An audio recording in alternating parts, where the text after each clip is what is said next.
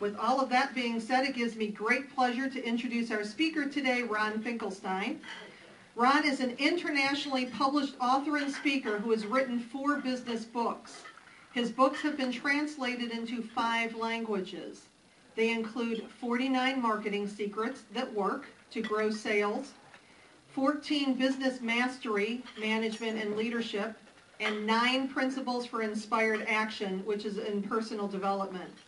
His articles have appeared on Entrepreneur.com, TheStreet.com, and MSNBC.com. He has been quoted in newspapers all across the country. His contributions have been used in Chet Holmes' best-selling book, The Ultimate Sales Machine. Please welcome Ron Finkelstein as we discuss sales as a spiritual way of life.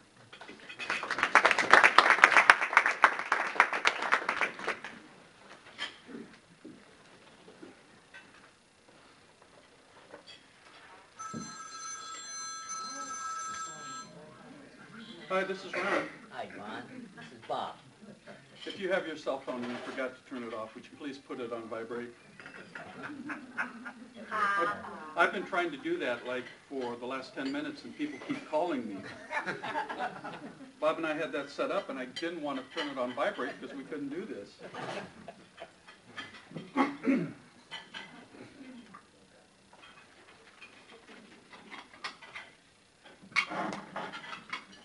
I want to share with you today a personal story as to why I think selling is a spiritual exercise, a spiritual experience, and a spiritual way of life. When we think of people who add value, who do we think about typically? We typically think primarily of religious people, ministers, priests, nuns. If we move through that process a little bit, we tend to think a little bit about potential social workers, nurses, teachers, people that make a difference, a true difference in the lives of people they work with every day. People who literally change and transform the life of the people that they touch.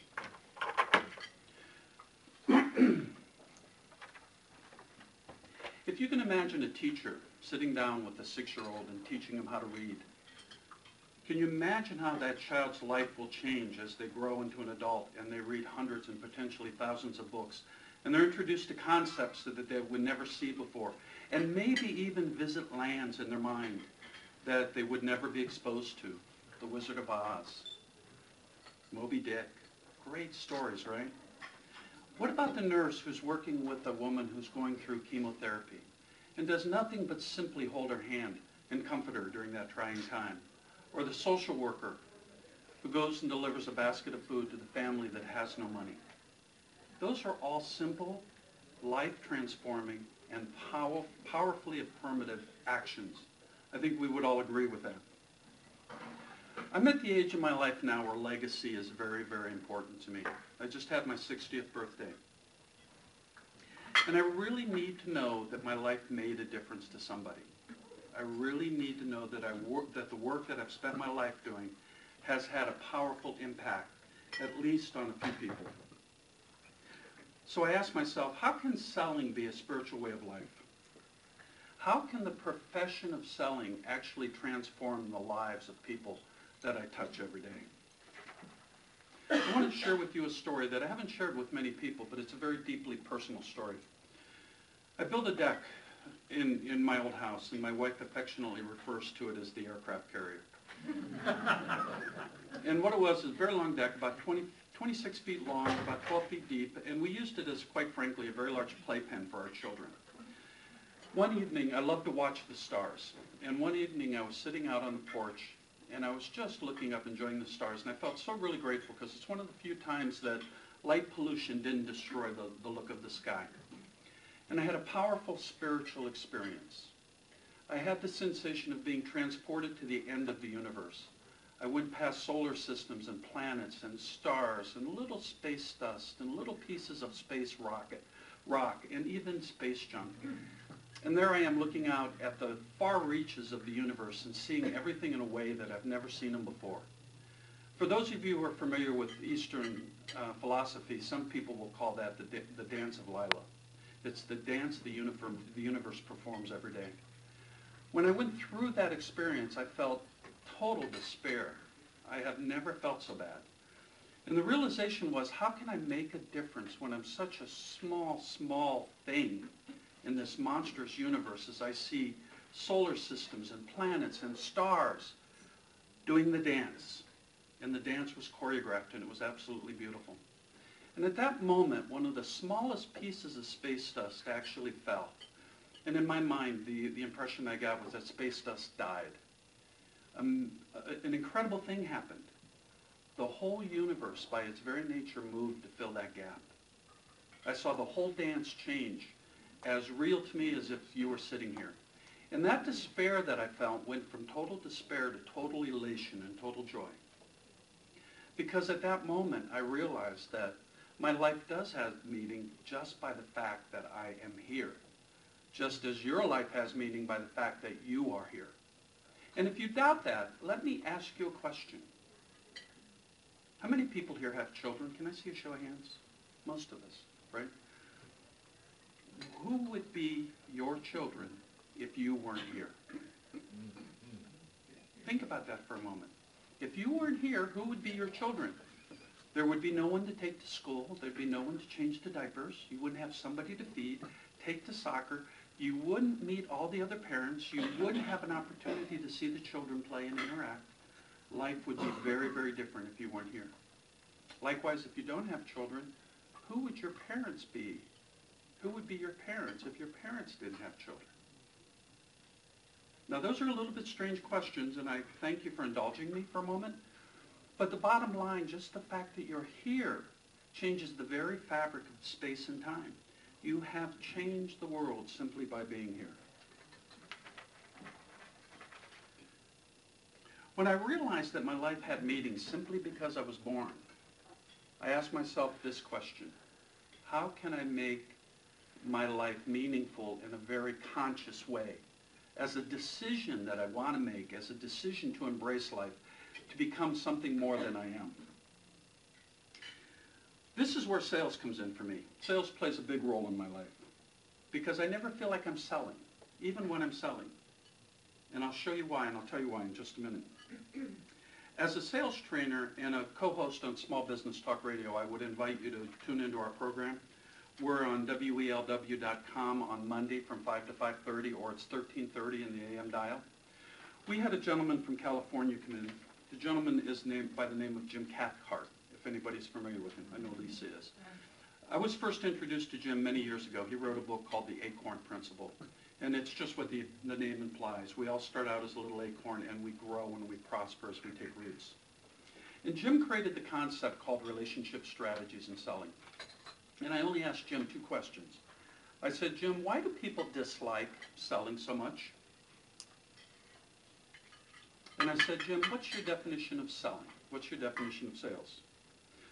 I'd like to share with you a little bit. I'm not sure I totally agree with this, but he's right on target on some areas, why people dislike selling. They dislike selling because I don't want to be rejected, right? How many people are so afraid of being rejected? We personalize it.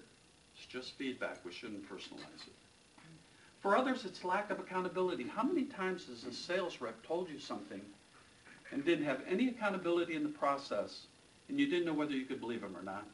There's just not a lot of integrity there, is there? And some people say it's just about the money. I'm just in it for the money. Would you buy from somebody who's just in it for the money? Nope. I wouldn't. I don't want to do that. None of those are very spiritual reasons to be in sales, are they? Now, I ask myself, I've been doing this for 10 or 12 years, and I ask myself, what is the outcomes that people experience when I help a company grow by 50%? Or add a couple $100,000 to the bottom line in profit to a company? Because I was carrying around old beliefs about selling. Selling is getting people to do something that they don't want to do, getting them to buy something they don't want to buy.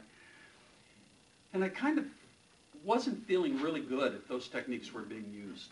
So I had to come to grips with it. One of the things that I found is that every company, one of the reasons that we're so successful is that we find that one thing in every company that will change a life. I don't care what company it is, I don't care what business it is, I don't care what product you're selling. There's one thing when somebody buys that product or service, it will change a life in a very positive and a very profound way. Now, that leads me to the point where Jim was saying his definition of sales. Jim's definition of sales, which immediately resonated with me, and I actually started feeling it as I talk about it, is that selling is nothing more than changing somebody's life profitably. Think about that for a moment. You are providing so much value in what you're doing that they're willing to pay you for it. When they buy your product and service, you're able to communicate that transformation in a way that they understand, in a way they appreciate, in a way they accept, and in a way that says that I will pay for that. I'll ask you a strange question. What is your purpose in selling? I ask that question to just about every person that I meet, every potential client I take on. And the questions that I get are really, the comments that I get are really unusual. Oh, I want to solve a problem, I want the money, I want to find a solution, I want to build a relationship. I just want your money, I want to manipulate you into buying from me. I hear it all. There's nothing, I don't think you could tell me something I haven't heard. None of that is very spiritual, is it? I co-authored a book with Dr. Alexander called The Platinum Rule for Small Business Mastery, and it's about treating others the way they want to be treated. And Tony tells a story of where he used to do door-to-door sales doing pots and pans. And he went in and he sold these pots and pans to this couple, and he went, after he delivered them, he went back in and he asked for the referral. And the couple goes, no, I can't give you a referral. And Tony was like, why? And they simply said, because I wouldn't want to introduce my friends to you. The sale experience was so bad. You got the order, but look at what cost. So when you're selling, can I see a show of hands? How many people here are in sales? All of us are, right? Even if we're not in sales, we're in selling, right? Yeah, everybody is. How many people have you alienated by your inability to communicate effectively? And here's what I mean. Many times I hear things like, we have great customer service. And my comment is, well, I really don't care, right? Because if you're in business, you better have great customer service. What I care about is, what is your definition of customer service? One of my clients defines it very nicely. He goes, whenever you call our office, the phone will be answered by the third ring by a human. You will never talk to a voicemail. Now, I understand that. If you tell me you have great quality, I don't really care. Tell me what great quality means to you. And here's what happens. If you say things like great customer service, in my mind, I'm going through all the things that are great for me, for my customer service, and that's what I'm expecting you to deliver. And all of a sudden, I sign the contract, and all of a sudden, we get into the customer service arena, and it's nothing I got nothing that I expected I would get from a great customer service perspective, because you did not define what that means. The purpose in selling is very simple. Selling is believing so strongly in what you do that you will do whatever is necessary to improve so you become better at helping others and helping them understand why you are the right and safe choice. Selling is believing in so strongly in your product, your service, that you take it personally when somebody says no. Not at the point where you're going to get angry, but personally in the sense of, what can I do to get better?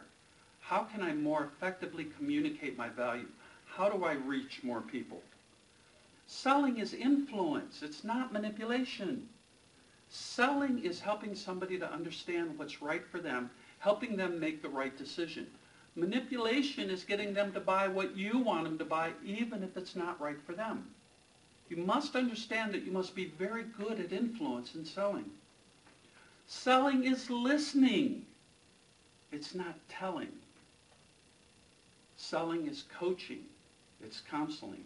It's mentoring someone to making a buying decision.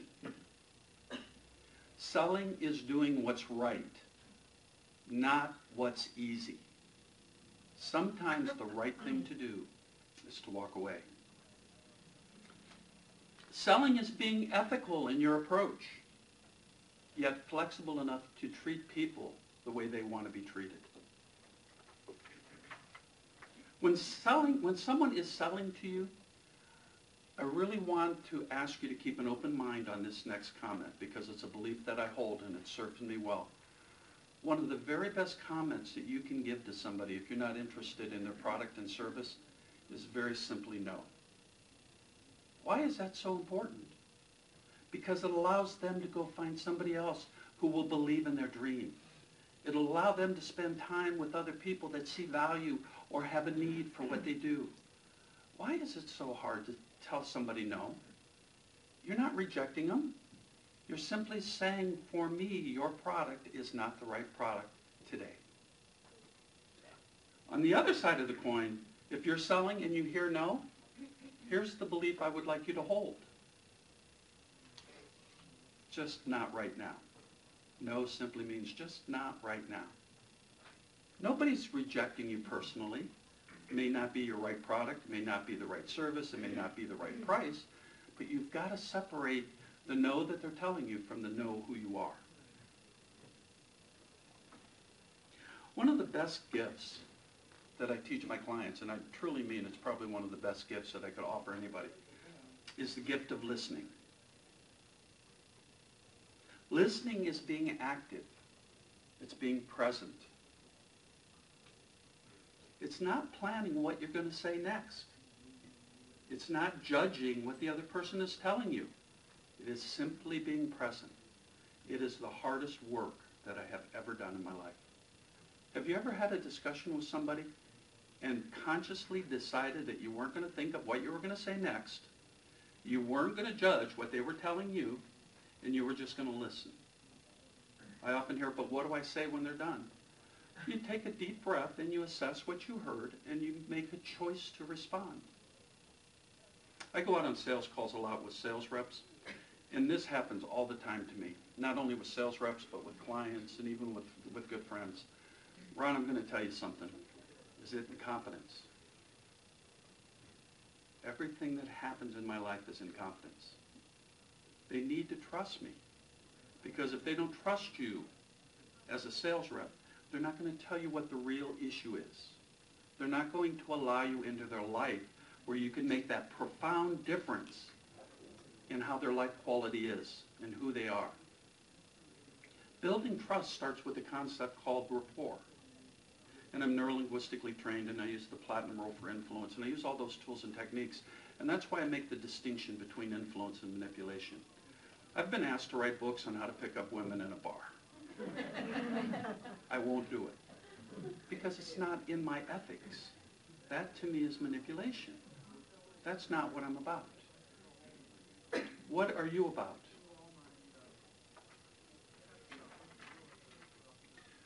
Just a short commercial. Tomorrow at 7:45, I'm doing a sales seminar at the Wellness Center at Montrose. On your table, I put the flyer out there. If you're interested, I would welcome you to attend. There is no fee, but registration is required, so I know how much food to bring. Jim Rome once said, let others lead small lives, but not you. Let others argue over small things, but not you.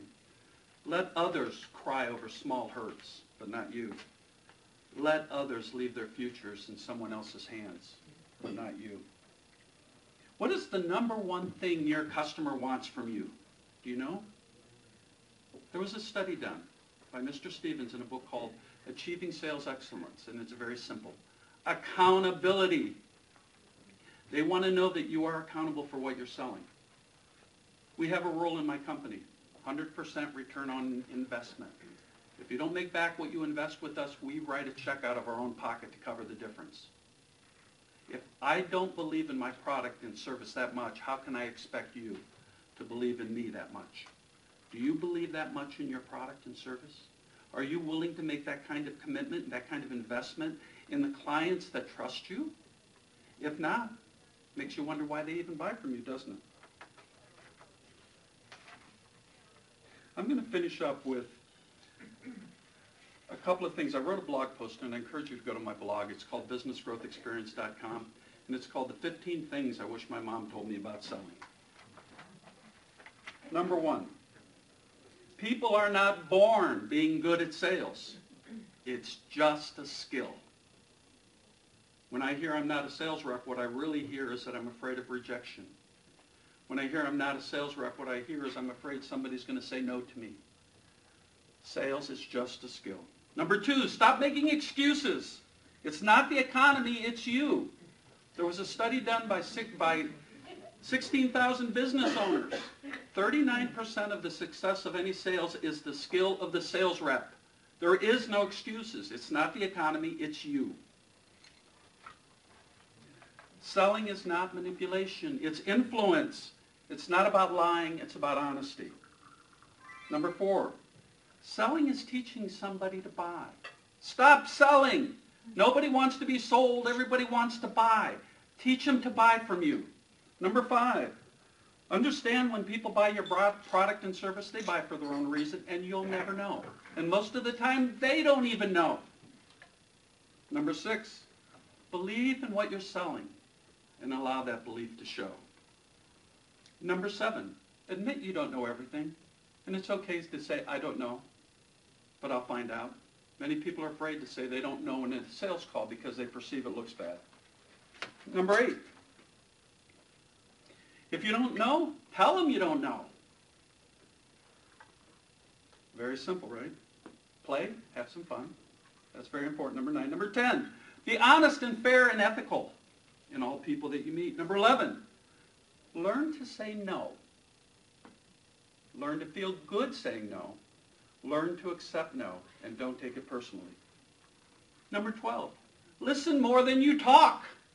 How can you solve a problem if you're talking? Number 13, surround yourself with people that are more successful than you, happier than you, and more accomplished than you, and learn from them. Model their behavior. Life isn't hard. Why do you have to invent everything yourself? Number 14, sell what you love and the money will come. If you don't love what you sell, at least find something good in it. I really believe the unconscious is more of a powerful selling tool than anything. And people can sense when you're not comfortable selling what it is that you're selling. I see some people shaking their head. Number 15, spend money on training, for heaven's sakes.